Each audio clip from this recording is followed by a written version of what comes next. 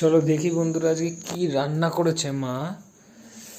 মনে হচ্ছে তেমন কিছু একটা করেনি, কিছুই নেই। দেখি এর ডাল আর এই শাপলা বটি, আর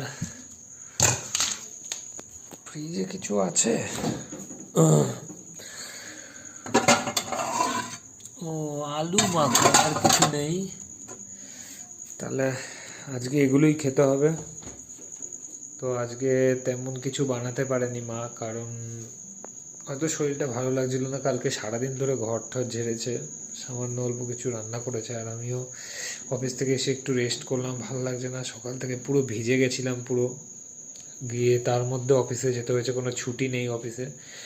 নিজের ব্যবসা করো ভাই, অফিস ফফিস ওইসব মানে হিসেব মতো তো প্রাইভেটে কিছু করার থেকে আমি মনে করি নিজের ব্যবসা করা অনেক ভালো। যদি ব্যবসার মতো ব্যবসা হয়, একটু বুদ্ধি খাটাও, ভালো করে একটা ব্যবসা স্টার্ট করো, অনেক রোজগার করবে। ওই পরের অধীনে খাটার থেকে নিজের কিছু করা অনেক অনেক বেটার। তো আর কি বলবো, কিছু বলার নেই। যারা যারা এখন আমার চ্যানেলটাকে সাবস্ক্রাইব করোনি তাড়াতাড়ি করে দাও। আর আরও নতুন নতুন ভিডিও যতটা পারবো আমার থেকে আমি চেষ্টা করছি দেওয়ার জন্য, আরও ভিডিও দেব। তো টাটা, বাই।